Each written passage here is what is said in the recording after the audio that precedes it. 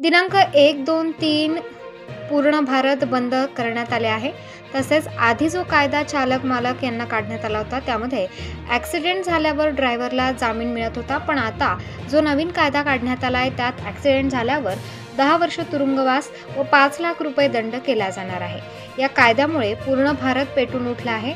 ड्रायव्हरचा जर महिन्याचा पगार 5 ते 10 हजार असतो तो ड्रायव्हर 5 लाख दंड देऊन पण त्याला 10 वर्ष तुरुंगवास होणार। त्यामुळे ड्रायव्हिंग नोकरी धोक्यात आली आहे। तरी सरकार हा नवीन नियम रद्द करावा ही सर्व ड्रायव्हर तसेच अनेक वाहतूक चालक मालक संघटनांची भाग घेतला आहे।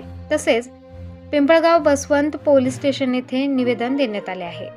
नवीन कायदा रद्द करून 1, 2, 3 जानेवारी रोजी चालक मालक संघटना व सर्व ड्रायव्हर यांनी सामील व्हावे। तसेच निवेदन देण्यावेळी उपस्थित महाराष्ट्र शिव वाहतूक सेना, वनी चौफुली आणि खराद बाबा ग्रुप टेम्पो चालक मालक संघटना, चिंचखेड चौफुली व उंबरखेड चौफुली सर्व ड्रायव्हर उपस्थित होते।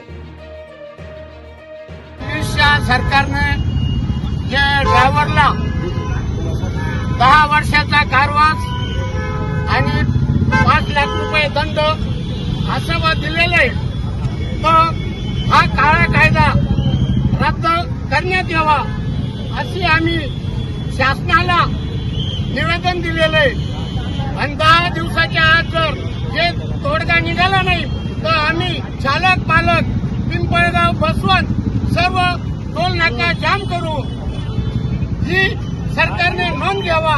इथंच मी थांबतो।